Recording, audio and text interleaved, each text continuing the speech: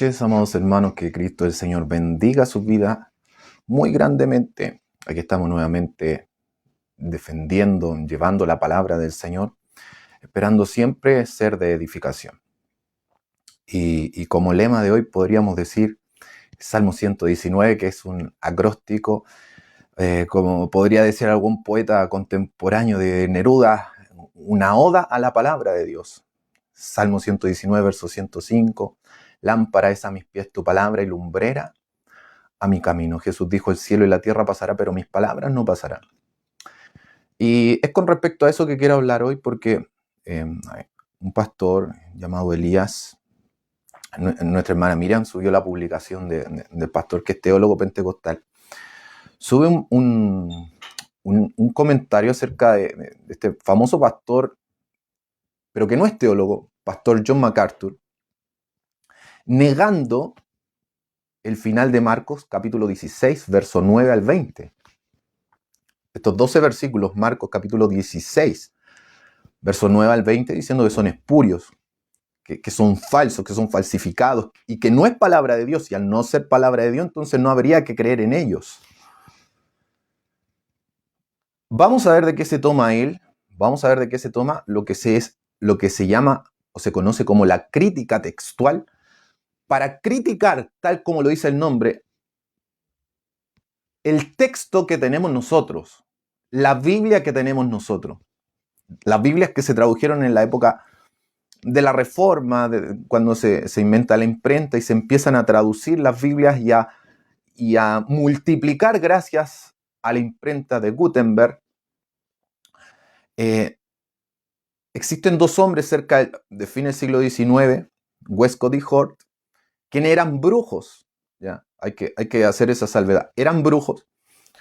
Ellos odiaban, oiga que se parece a los calvinistas en esto que les voy a decir, ellos odiaban cuando se hablaba de la sangre de Cristo.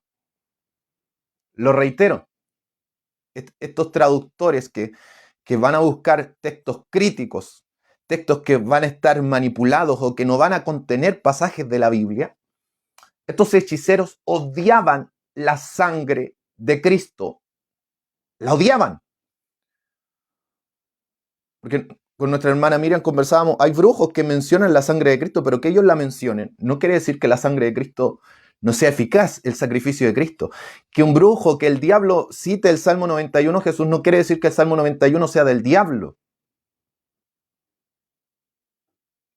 ¿Me entiendo, no? Que los brujos tengan la Biblia abierta no significa que sea pecado leer la Biblia y que la Biblia sea de los brujos. Es palabra de Dios. Entonces hoy vamos a defender la sana enseñanza. Vamos a defender la Escritura. Porque ya no es posible, hermano, que predicadores, que hombres que se les dé la autoridad, como son famosos, de hacer Biblias de estudio, como la Biblia de estudio de John MacArthur, estén negando lo que es la palabra de Dios. Vamos a ver tanto la evidencia en la palabra como la evidencia externa, testimonios de hombres que atestiguan, que testifican de que el final de Marcos es palabra de Dios. Amén. Para eso vamos a ir a la oración. Saludo a mi hermana Silvana Zavala. Buenas noches, hermanos. Bendiciones. Gracias, mi hermana, por su salud. Vamos a ir de lleno para aprovechar bien el tiempo. Padre amado, Dios de la gloria, vamos a través de Jesucristo, por medio de tu Espíritu Santo, Dios mío, ante tu presencia. Señor, te damos gracias, te agradecemos por esta oportunidad de poder defender la fe que una vez fue dada a los santos, Dios mío. Porque no estamos defendiendo palabra de hombre, no estamos, Dios mío, defendiendo un letrero, estamos defendiendo tu palabra, Dios mío. Como lo decía el apóstol Pablo, también lo dicen los profetas, sea Dios veraz y todo hombre mentiroso. Señor, en esta hora queremos aferrarnos a tu palabra de vida eterna, la cual es lámpara, la cual es alimento, la cual es medicina para nuestros huesos, la cual es agua fría y fresca al alma sedienta, las cuales son espíritu y vida, las cuales son más cortantes que toda espada de dos filos, que penetra hasta partir el alma, los tuétanos, las coyunturas, que discierne, conoce los pensamientos y la intención del corazón. Oh Padre amado, rogamos la presencia de tu Espíritu Santo para que sea redarguyendo de pecado, de justicia y de juicio, porque las armas de nuestra milicia no son carnales, sino que según la segunda carta de Corintios, Señor, son poderosas en Dios para destrucción de fortaleza, derribando todo argumento y toda altivez que se levanta contra el conocimiento de Cristo. Ahora, Dios mío, todas esas artimañas, esas mentiras, Señor, como desde Génesis, que la serpiente cuestionando tu palabra, con que Dios os ha dicho, con que Dios os ha dicho. Así se han levantado estos falsos predicadores cuestionando el mover de tu Espíritu Santo, cuestionando tu santa palabra, cuestionando el poder en el sacrificio, en la sangre preciosa de Cristo. Dios mío, en esta hora sean reprendidas todas artimañas de las tinieblas y te pedimos que ese fuego del don de Dios que descendió en Pentecostés, esa promesa de Joel 2:28, Señor, se haga una realidad en medio de tu iglesia, porque el bautizador en el Espíritu Santo y fuego no serían los apóstoles, no sería Juan el Bautista, sería el mismo Señor y Salvador Jesucristo, el cual dio dones a los hombres cuando llevó cautiva la cautividad y subió a lo alto. Dios mío, te rogamos que derrames dones, frutos, Dios mío, para vivir y llegar en santidad, Dios mío, hasta la venida del Señor Jesucristo. Te pedimos todo esto. Unge mis labios, mis pensamientos, mi corazón. Y bendice cada vida, Dios mío. Glorifícate, bautiza. Derrama entendimiento de lo alto, sabiduría que viene del cielo, poder, amor y dominio propio. En el nombre poderoso de Jesús. Amén y amén. Bueno, vamos a la palabra de inmediato, al Evangelio según San Marcos, capítulo 16. Verso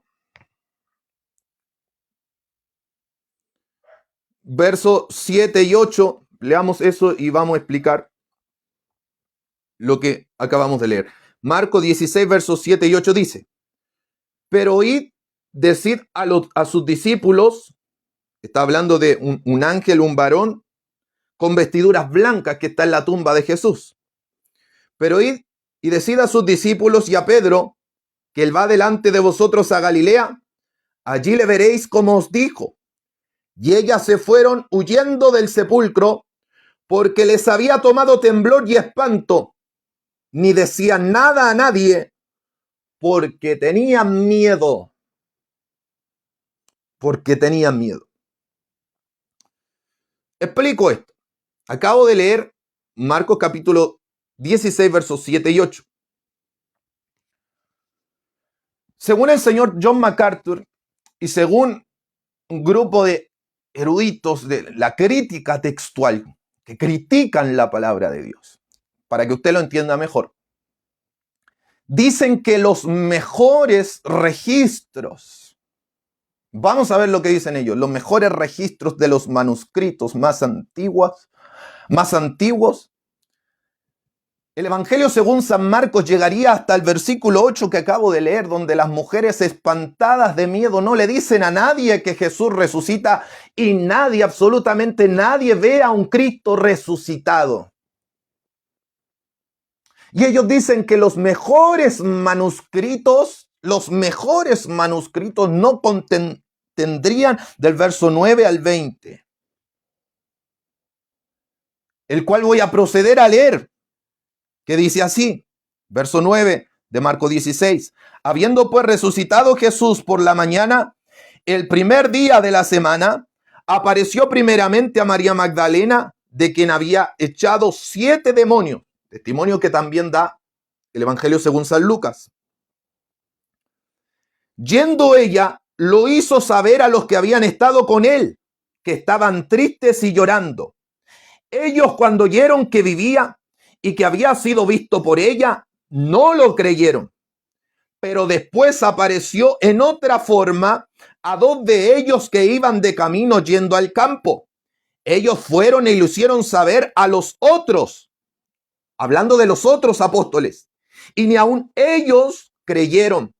Finalmente se apareció a los 11, recordando que Judas se suicidó, a los 11 mismos, estando ellos sentados a la mesa, y les reprochó su incredulidad y dureza de corazón, porque no habían creído a los que le habían visto resucitado. Ojo con esto, el testimonio de los que vieron a Cristo resucitado. Esto es muy importante, lo que estamos leyendo, el final de Marcos. Cosa que MacArthur no cree. Verso 15. Y les dijo, id por todo el mundo y predicad el evangelio a toda criatura. El que creyere y fuere bautizado será salvo, mas el que no creyere será condenado. Y estas señales seguirán a los que creen.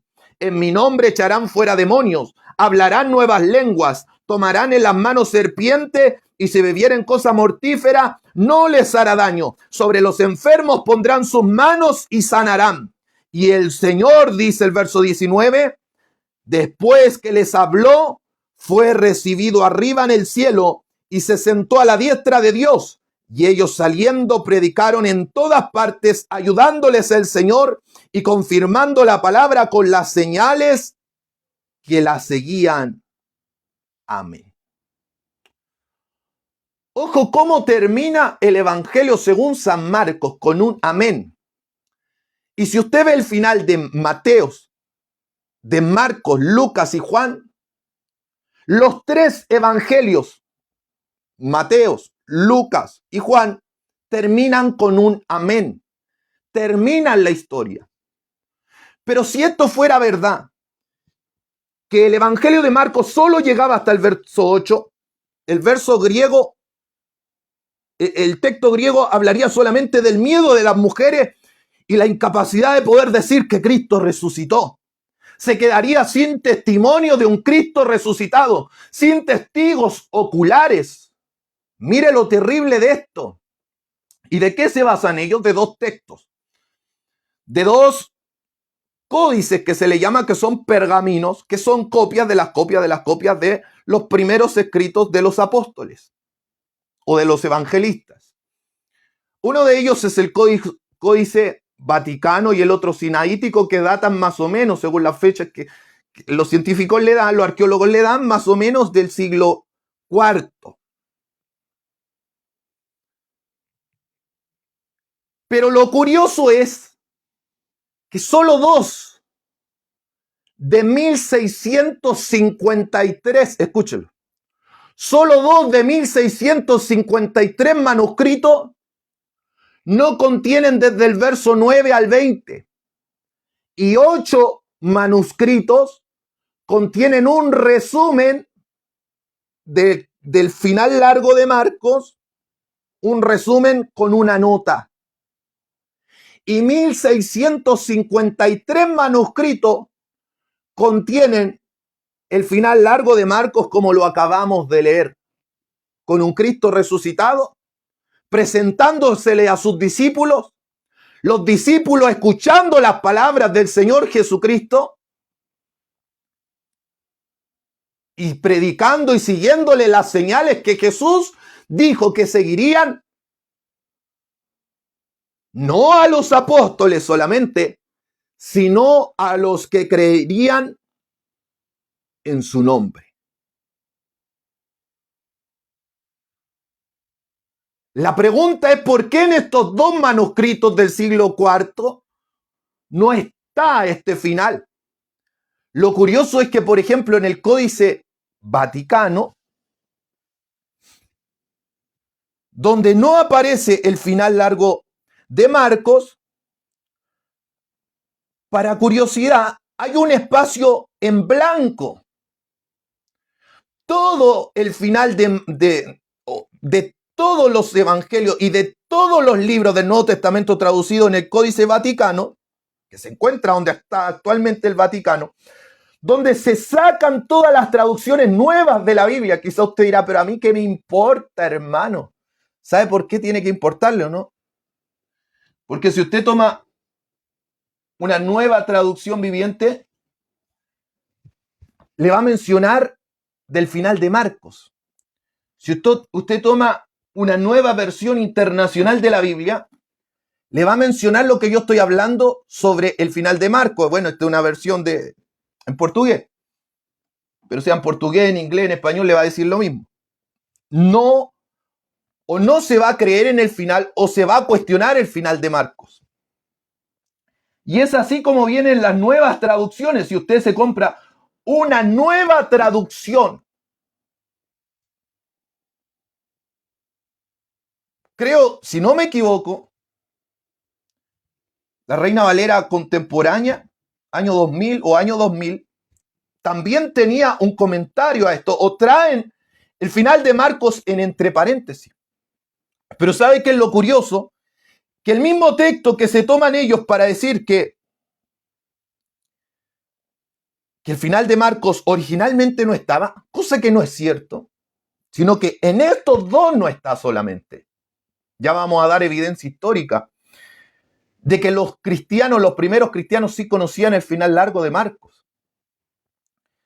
Pero lo curioso es de que en el Códice Vaticano,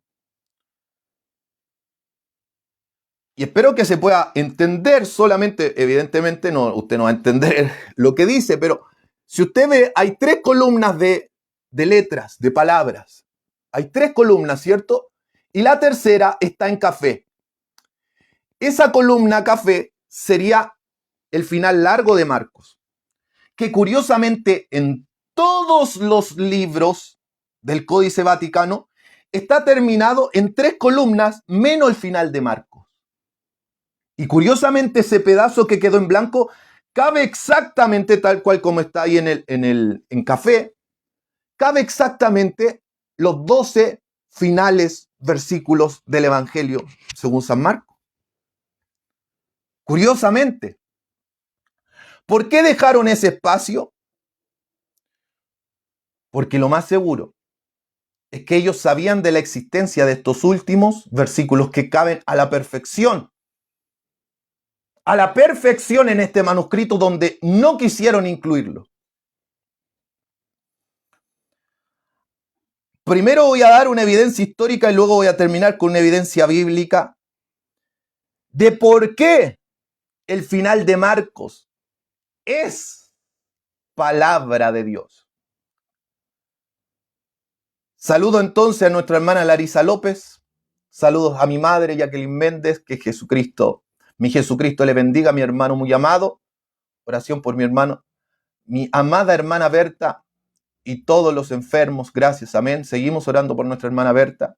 Ayer también en la oración en la iglesia lo hicimos. Seguimos orando por ella. Dios bendiga a mi hermana Raquel. Bendiciones, mi hermano Jacob. Bendiciones, mi hermana Abu Mena. Dios le bendiga y use para su gloria, mi hermano Jacob. Gracias, mi hermana. ¿Qué pasa con la evidencia? ¿Los primeros cristianos tenían el final de Marcos? ¿O fue un invento de alguien?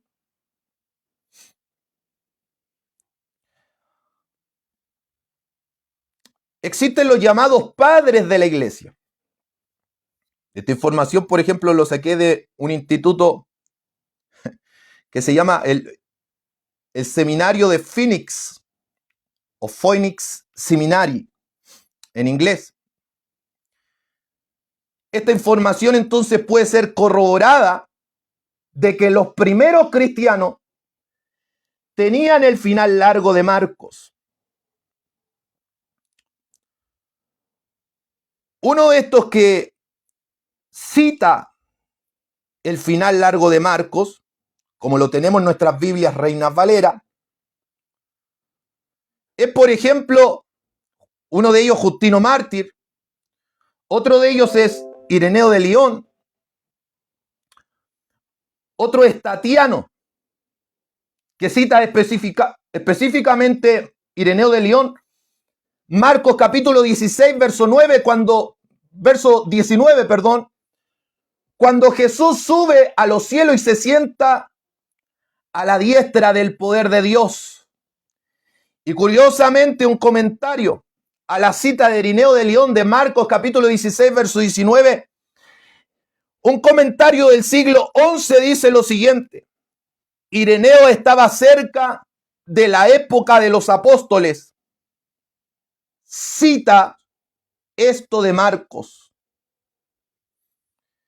Da a entender que la cita del final largo de Ireneo de León, del libro de Marcos, Ireneo de León lo escribe porque él estaba cercano a la época de los primeros cristianos. Lo que quiere decir esto es que ya la palabra de Dios, el final largo de Marcos se conocía como palabra de Dios. Otra evidencia externa está, por ejemplo, en los siglos tercero y cuarto. Ireneo es del siglo II, años 170 más o menos, años 160. Ya hay registros del final de Marcos. Ya vamos a ir a citar la palabra del Señor para dar una evidencia bíblica de que esto es palabra de Dios. Pero ¿cómo es posible que un predicador, cómo es posible que un supuesto erudito, bueno, lo reitero, John MacArthur no es un erudito, John MacArthur no es un teólogo tampoco, pero sí la crítica textual critica nuestras Biblias. Y nosotros tenemos que hacer una defensa de la fe, por hermano. No podemos dejar que se burlen, no podemos dejar que lleguen y critiquen, no podemos dejar que opaquen la fe de la iglesia. Entonces hay evidencia histórica de que el final de Marcos era conocido. Entre los siglos tercero y cuarto, siglo tercero, año 200 y algo, ya hasta el año 299 se entiende como siglo tercero. Siglo cuarto hasta el 399 se entiende como siglo cuarto, para que usted lo entienda. El apoyo a Marcos 16, verso 9 al 20 proviene de Hipólito en el año 235 después de Cristo. Otro testimonio del final largo de Marcos, tal como lo tenemos en nuestras Biblias, está en Vicentius de Cirvaris en el año 256 después de Cristo. Todo esto anterior a estos dos manuscritos que no tienen el final largo de Marcos. Otro testimonio es de Rebastid Mate del año 258. Tenemos también un autor pagano, el autor pagano Hierocles, en el año 305, quien usó Marcos capítulo 16, verso 18, para burlarse en contra de los creyentes. Versículo 18, Marcos 16, verso 18, para burlarse de la iglesia de Cristo.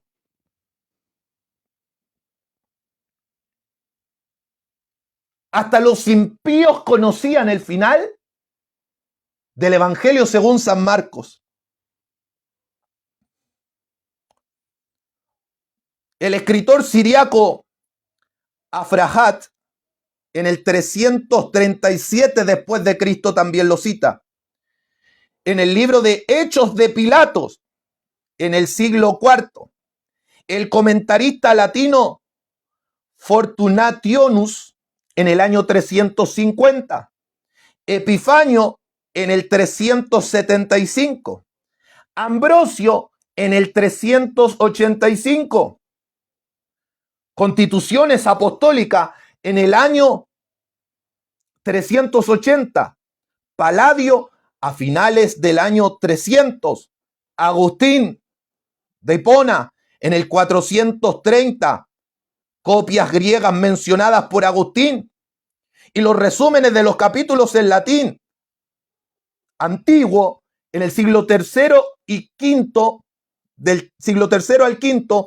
No debe pasarse por alto también, con esto voy terminando el dato histórico, el Frien Logion, una interpolación ubicada entre Marcos 16, verso 14 y Marcos 16, 15, encontrado solo en el Codex Washingtonianus, pero también mencionado por Jerónimo.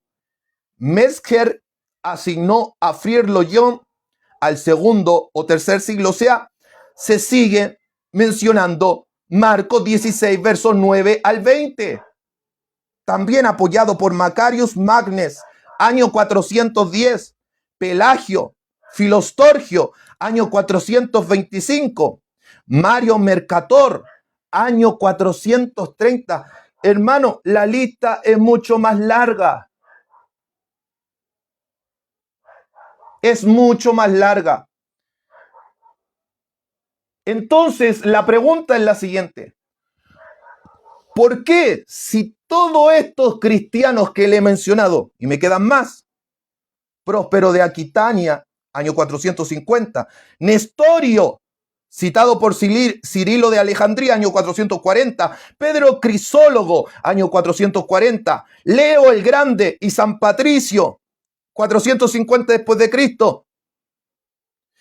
También aparece en la Pechita Siriaca, que es la versión aramea del Nuevo Testamento. También aparece el final de Marcos, donde Jesús le da autoridad a sus discípulos para echar fuera demonios, donde le da autoridad que en su nombre se hablarían nuevas lenguas, pondría las manos sobre los enfermos y estos sanarían. Es que, hermano, ¿por qué este pseudo pastor que escribe un libro sobre los pentecostales llamado Fuego Extraño, dando a entender que todo lo que nosotros vivimos como experiencia al hablar en lengua, los milagros, los prodigios, son toda obra, ¿sabe de quién? Que el Señor lo reprenda. Él dice, John MacArthur, que todo esto que nosotros vivimos los pentecostales es obra del diablo. ¿Está entendiendo por qué ellos se aferran con dientes, con uñas, con muelas, a que Marcos capítulo 16, verso 9 al 20 no es palabra de Dios?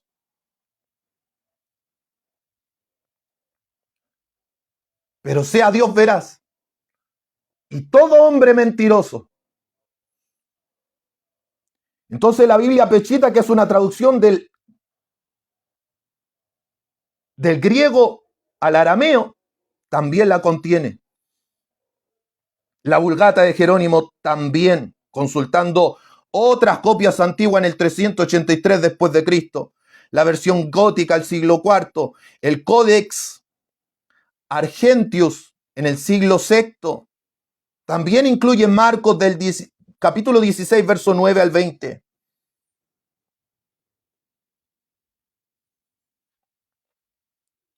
Cierro la idea.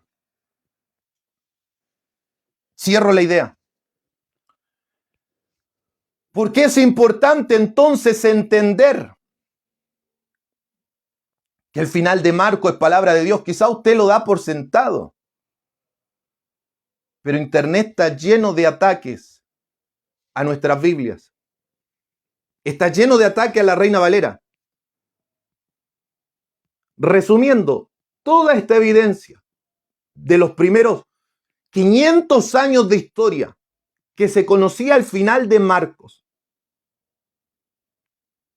más los 1653 manuscritos contra 2 manuscritos que no tienen el final de Marcos y 8 que lo tienen resumido, es una evidencia abismal, gigantesca, a que el final de Marcos sí estaba incluido originalmente como palabra de Dios. Ahora hay una curiosidad, porque estos 2 textos que vienen muy mutilados, que hay muchos versículos que están sacados, que se utilizan para traducir las nuevas versiones de la Biblia, tienen una curiosidad, porque si usted ve las fotos, las fotografías, como lo que traté de mostrar, las páginas de esos textos que tienen 1700 años de antigüedad son prácticamente blancos.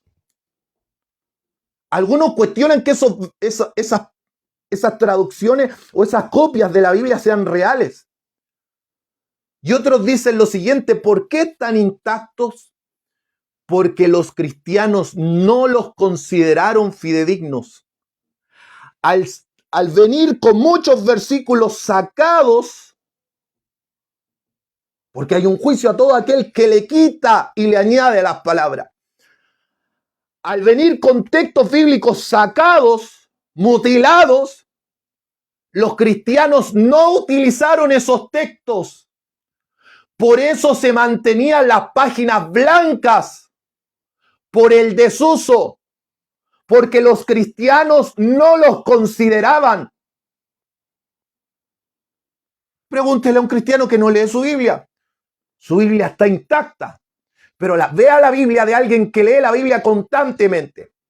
están sus páginas rotas, está su Biblia magullada, están las páginas dobladas. Los textos que contenían el final largo de Marcos se pasaban tanto que se iban destruyendo. Pero aún así tenemos una gran cantidad de evidencia que el final de Marcos es palabra de Dios. Ahora, lo único que ellos pueden apelar, y que apela el señor MacArthur, es que las últimas palabras parecieran ser sacadas de otra persona que no es Marcos. Pero eso puede tener una respuesta muy lógica. Porque si nos vamos al libro de los Hechos, capítulo 15, y aquí entramos con la evidencia bíblica,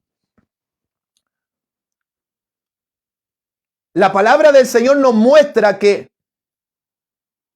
Marcos, según Colosenses capítulo 4, verso 14 aproximadamente,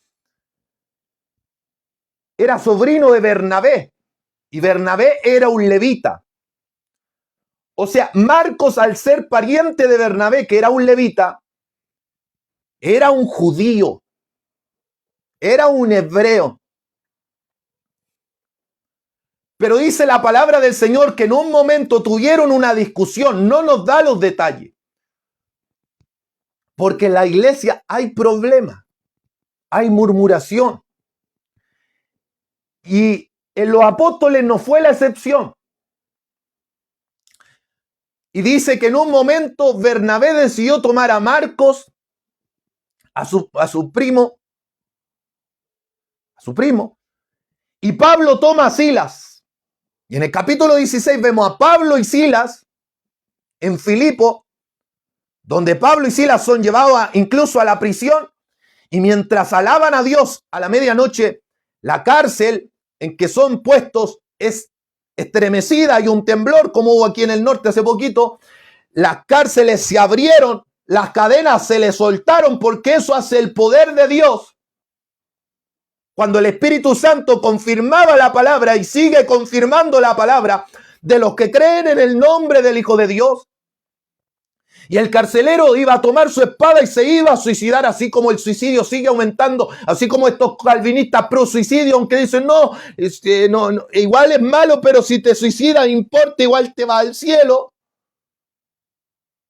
Como bien lo decía mi hermana, miren, y yo lo rectifico, no hay ningún pasaje bíblico que diga que aquel que se suicidó va para el cielo, ninguno, o que se salvó. La muerte de Saúl dice, así murió Saúl por haber consultado a la pitonisa y no haber consultado a Jehová. Si ve el suicidio de Judas, dice que Judas se murió, y Juan 17 dice que Judas se perdió. Y cuando el carcelero de Filipo se iba a suicidar, Pablo le grita desde adentro de la cárcel. El otro día en mi Instagram subí una fotografía, una imagen de la cárcel que se cree que estuvo el apóstol Pablo, donde había un agujero, donde escribió, me equivoqué, donde escribió la carta a Timoteo. Pero una de estas cárceles romanas eran profundas, donde se cree que en la parte más abajo, donde estaba Pablo y Silas, alabando al Cordero de Dios, cantando himnos, llorando a la medianoche, no quejándose, cantando, alabando al Señor y orando a Dios.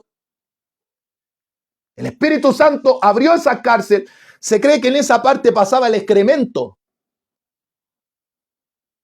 Y ellos con sus heridas abiertas, expuestos a infecciones, alababan y bendecían el nombre de Dios. Y cuando vieron que el carcelero se iba a suicidar, gritaron, no te hagas ningún mal. Hubiera sido MacArthur, le hubiera dicho, suicídate y cree en el Señor Jesucristo y suicídate. Después, total, te va al cielo igual. Quizás no le hubiera dicho eso, pero si hubieran estado las prédicas de MacArthur, hubiera escuchado ese estudio, el tipo hubiera dicho, yo también creo y me mato. Pero gloria a Dios que estos hijos de mentira, vamos a ponerle así, para no ser tan fuertes. Hermanos, si a nosotros nos tratan que estamos endemoniados, así lo ven, todo pentecostal está endemoniado para ellos.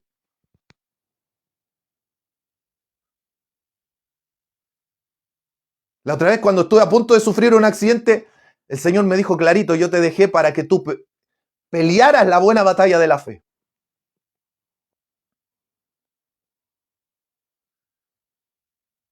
Y le dicen, ¿qué tengo que hacer para ser salvo? Cree en el Señor Jesucristo, serás salvo tú y tu casa. Vamos a la evidencia bíblica.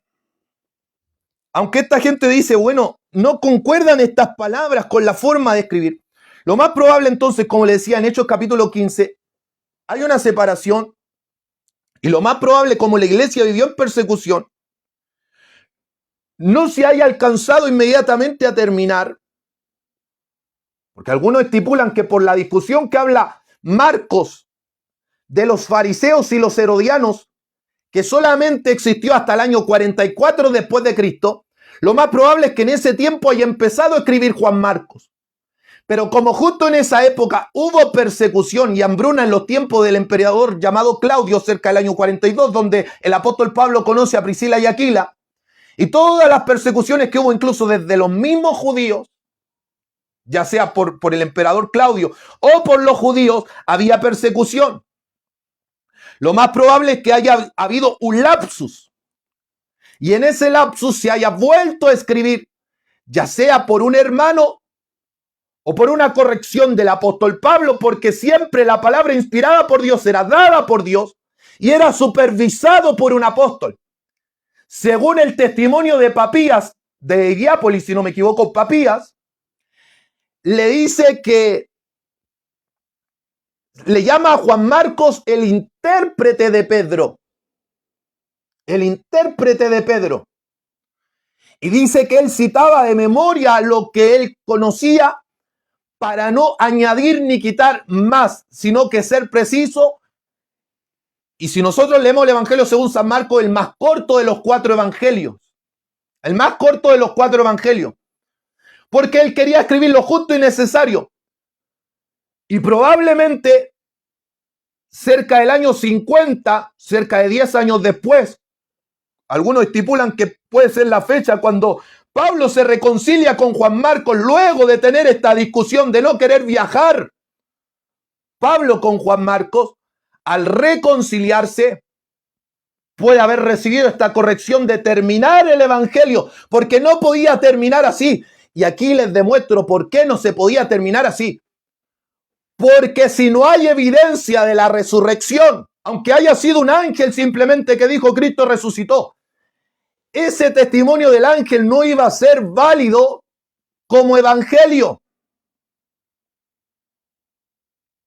Escuche bien, si el evangelio de Marcos hubiera terminado en el versículo 8, donde dice, hablando de las mujeres, y ellas se fueron huyendo del sepulcro, porque les había tomado temblor y espanto, ni decían nada a nadie porque temían mucho, y ahí se acaba, no serviría como testimonio de evangelio.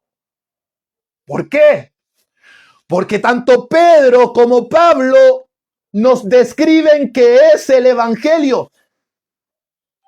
¿Y qué es el evangelio? Vamos a la carta de Primera de Corintios capítulo 1, versículo 1. Para que nadie le meta el dedo en la boca, para que ningún teólogo, para que ningún predicador, aunque se haga llamar apóstol, nunca más le diga que el final de Marcos no es palabra de Dios. Primera de Corintios capítulo 15. ¿Y por qué va a citar a Pablo si supuestamente Pedro le citó la carta? Le voy a citar a Pablo y a Pedro. Pero los dos estuvieron con Juan Marcos. Los dos. Y como los dos sabían esto, evidentemente Juan Marcos también lo sabía, que el testimonio de la resurrección iba a ser la base de la predicación de que Jesús era el Mesías. Porque la resurrección de entre los muertos y los testigos oculares de la resurrección iba a ser el sello también del apostolado, de que ellos eran apóstoles y de que Cristo era el Mesías. Vamos a 1 Corintios 15, verso 1. Además os declaro, hermanos, el evangelio que os he predicado, el cual también recibisteis, en el cual también perseveráis. Yo también creo que usted persevera. por el cual asimismo si retenéis la palabra que os he predicado, sois salvos, si no creísteis en vano. Primer punto. Pablo va a decir ahora que los que perseveran en este evangelio que él asimismo recibió, son salvos. Y cuando Pablo recibe el evangelio, los eruditos concuerdan en que a más tardar, Pablo recibe el testimonio del evangelio que Cristo murió y resucitó, y de los testigos de la muerte y resurrección de Cristo, cerca de 5 años después de la muerte de Cristo. No más que eso. O sea, Pablo ya sabía inmediatamente que se tenía que predicar que Cristo murió y resucitó, porque de nada le serviría un Mesías muerto o sin testigo de la resurrección. Las mujeres no eran testigos y no podían decir por el miedo que Jesús había resucitado. No serviría un evangelio así, era inútil. Pero mire, creámosle a Pablo, pues. ¿A quién le va a creer usted? ¿A MacArthur o a Pablo? ¿Me va a creer a mí o a Pablo? ¿Al obispo? ¿A estos falsos apóstoles de ahora o a Pablo? Yo le creo a los apóstoles.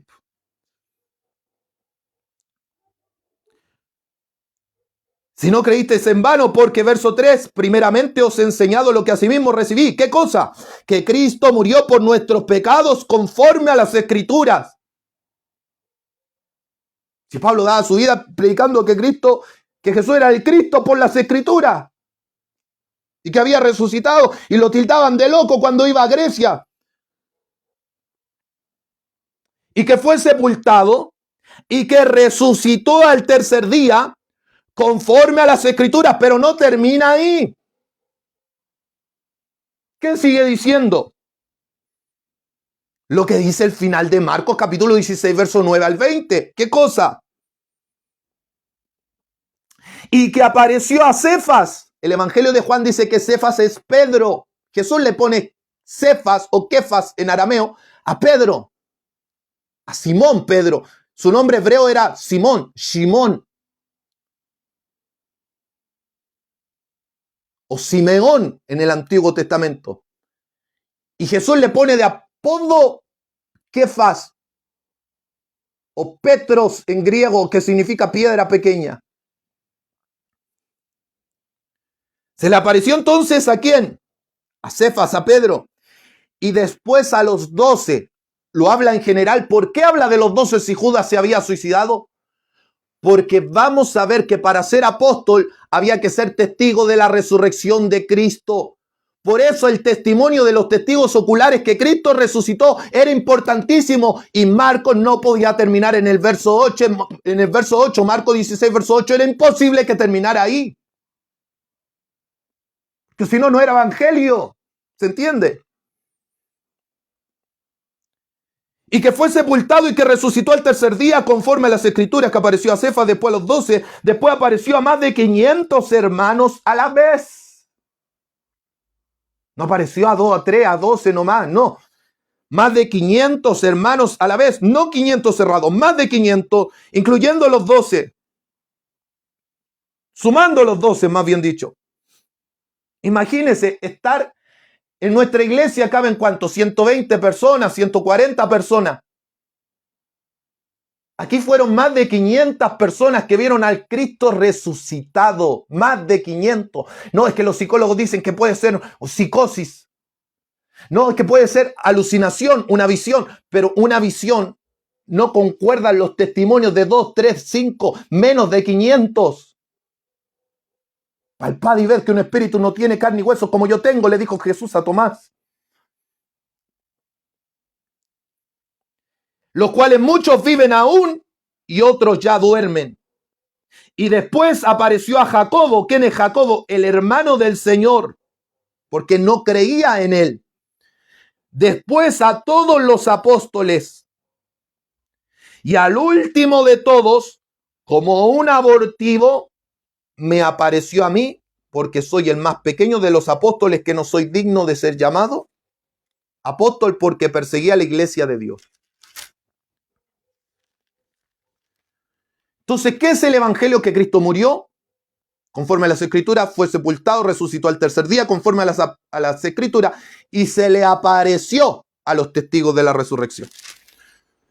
Pedro ve la importancia de hablar de la resurrección y ser testigo de la resurrección. Por eso tenía que estar escrito en Marcos. Por eso sabemos que lo que escriben todos los cristianos de los primeros 500 años de la iglesia, incluyendo el final largo de Marcos, de un Cristo resucitado con señales y prodigios que seguían a los apóstoles, es verdad. Porque concuerda con el testimonio de los apóstoles. Vamos a Hechos, capítulo 1. Verso 21. Hechos 1, 21 dice: es necesario pues que estos hombres que han estado juntos con nosotros todo el tiempo que el Señor Jesús entraba y salía entre nosotros. Mire la condición para, en este caso, elegir al sucesor de Judas que se ahorcó. Vea los versículos anteriores.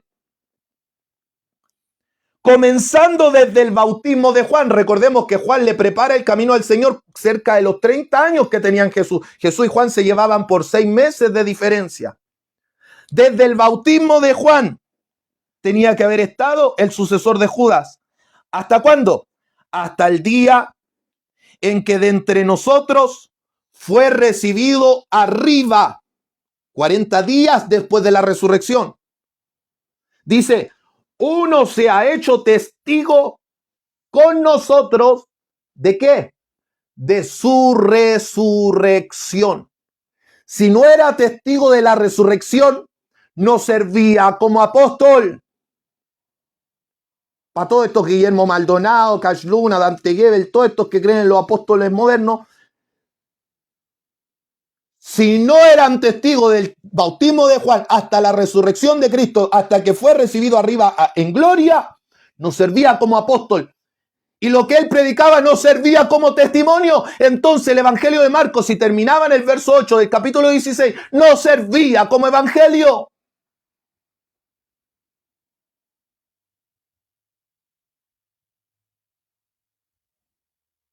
Entonces, ¿por qué esos dos códices solamente de 1653 manuscritos, solo dos no lo contienen?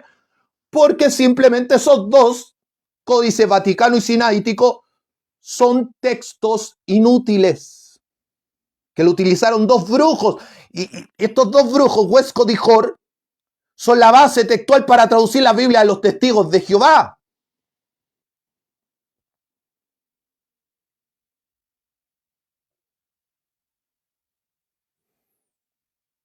Ah, pero es que eso es un ataque ad hominem, un ataque al hombre. Bueno, si no me cree que eran brujos, bueno, están los escritos de ellos. Eran hechiceros. ¿Por qué odian tanto la sangre de Cristo? Porque estos brujos lo odiaban. ¿Por qué odian tanto el final de Marcos? Porque habla de los prodigios y milagros que seguían a los apóstoles. Y señalaron a dos, a José llamado Barsabás, que tenía por sobrenombre Justo, y a Matías. Y orando dijeron, tú, Señor, que conoces los corazones de todos, muestra cuál de estos dos has escogido para que tome la parte de este ministerio y apostolado, de que cayó Judas por transgresión para irse a su propio lugar. Y les echaron suertes y la suerte cayó sobre Matías y fue contado con los 11 apóstoles. Un dato curioso, porque Papías, el mismo que da testimonio también del final largo de Marcos, del año 160 más o menos, Papías cuenta un testimonio que no está en la Biblia, pero como testimonio de que ellos creían en los milagros, él cuenta que este llamado justo bebió veneno y en el nombre del Señor Jesucristo sobrevivió. Claro, es que puede ser un mito, puede ser eso, sí, pero lo que da a entender es que esta gente seguía creyendo en los milagros. Ireneo de León, que cita también el final de Marcos, él decía que ellos seguían viendo cómo se le imponían las manos y recibían el Espíritu Santo, igual que en la época de los apóstoles, y le escuchaban hablar en otras lenguas y profetizar.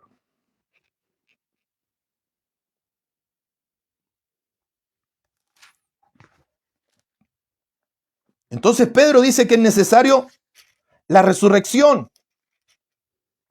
Hechos 2, verso 32, cuando se derrama el Espíritu Santo, que ha estado hablando nuestro pastor Claudio, para concordar el final de Marcos, la imposición de mano, el hablar en otras lenguas, las señales, los prodigios siguiéndole, y el Cristo resucitado. Pedro predica del Cristo resucitado cuando se derrama el Espíritu Santo y hablan en otras lenguas para confirmar el final de Marcos. Y dice, Hechos 2:32, a este Jesús resucitó Dios, de lo cual todos nosotros somos testigos. Así que exaltado por la diestra de Dios y habiendo recibido del Padre la promesa del Espíritu Santo, ha derramado esto que vosotros veis y oís. Haciendo alusión al final de Marcos. Porque David no subió a los cielos, pero él mismo dijo el Señor a mi Señor, siéntate a mi diestra hasta que ponga a tus enemigos por estrado de tus pies. Sepa pues ser ciertísimamente toda la casa de Israel que a este Jesús a quien vosotros crucificaste, Dios le ha hecho Señor y Cristo. Al oír esto se compungieron de corazón y dijeron, ¿qué debemos hacer para ser salvos? Arrepiéntanse, bautícense en el nombre del Señor Jesús. Para que veamos que el final de Marcos es concorde, está en concordancia con el testimonio bíblico. Cuando fue sanado un cojo en el pórtico de Salomón o a la entrada, oiga, se me acabó el tiempo, mire que empecé más tarde, bueno, termino. El tema es mucho más largo, pero bueno, no me alcanzó el tiempo, les pido perdón. Cuando es sanado el paralítico, en la puerta del templo, cuando iban a la oración, no es que no estaban orando en el día de Pentecostés, vea Hechos capítulo 1, estaban orando. Hechos capítulo 1 lo dice, estaban orando y haciendo ruegos, súplicas, clamor. Se sanó un cojo en el nombre del Señor Jesucristo. Cuando la gente lo empezó a cuestionar por qué fue sanado ese cojo, mire lo que respondió Pedro. El mismo Pedro, ¿por qué está hablando de Pedro? Porque se cree que Pedro le citó el Evangelio según Marcos a Marcos. Para que vea que al final de Marcos sí es palabra de Dios. Hechos 3:11, ya tengo que terminar porque se me acabó el tiempo. Y teniendo asido a Pedro, el cojo, el paralítico que fue sanado, y a Juan, el cojo que había sido sanado, todo el pueblo atónito concurrió a ellos al pórtico que se llama de Salomón. Viendo esto, Pedro respondió al pueblo, varones israelitas, ¿por qué os maravilláis de esto? ¿O por qué ponéis los ojos en nosotros como si por nuestro poder o piedad, bondad, santidad, hubiésemos hecho andar a este? No, está diciendo Pedro, ¿por qué nos miran como que nosotros por nuestra bondad, por nuestros beneficios, por nuestros méritos hubiéramos sanado a este? ¿Por qué nos miran así? No, dice, verso 13, el Dios de Abraham, de Isaac y de Jacob, el Dios de nuestros padres ha glorificado a su Hijo Jesús, a quien vosotros entregasteis y negasteis delante de Pilato, cuando éste había resuelto ponerle en libertad, mas vosotros negasteis al santo y al justo y pedisteis que se os diese un homicida y matasteis al autor de la vida, hablando de la divinidad de Cristo, a quien Dios ha resucitado de los muertos, de lo cual nosotros somos testigos de la resurrección y señales y prodigios que seguían a los que creen en su nombre, no solo a los apóstoles, a los que creen por la fe en su nombre, no por nosotros, está diciendo Pedro. ¿Concuerda con el final de Marcos? Claro que sí. Hechos capítulo 5, verso 12, también habla de lo mismo. Y por la mano de los apóstoles se hacían muchas señales y prodigios en el pueblo y estaban todos unánimes en el pórtico de Salomón. Confirma el final de Hechos. Hechos capítulo 10, verso 39 en adelante. Y nosotros somos testigos de todas las cosas que Jesús hizo en la tierra de Judea y en Jerusalén, a quien mataron colgándole en un madero, A este levantó Dios al tercer día e hizo que se manifestase, no a todo el pueblo, sino a los testigos que Dios había ordenado de antemano. A nosotros, dice Pedro, ¿ve que era necesario el final largo de Marcos? Que comimos y bebimos con él después que resucitó de los muertos y nos mandó que predicásemos al pueblo. ¿Qué dice eso? ¿Qué evangelio dice eso? El final de Marcos. El de Mateo también, sí, pero el final de Marcos. ¿Quién se lo dicta a Pedro? Probablemente alguien le dice, termina de escribir este evangelio.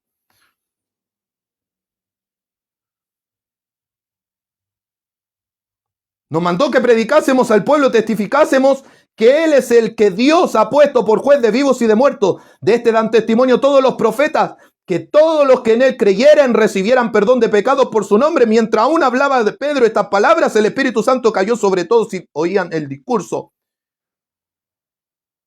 Y el verso 46, le oían hablar en lenguas. Se cumple el final de Marcos. Primera de Pedro 1:3. Pedro dice que son testigos de la resurrección de Cristo. Y primera de Pedro 5:17 habla de Marcos como su hijo, corroborando el testimonio de Papías de que Marcos estuvo con Pedro, quien le dictó la vida, muerte y resurrección y predicación luego de su resurrección hasta que fue llevado arriba de nuestro Señor y Salvador Jesucristo. Así que en conclusión, tanto evidencia bíblica como evidencia histórica, el Evangelio según San Marcos termina en el capítulo 16, verso 20 y no en el verso 8. Que el Señor me los bendiga.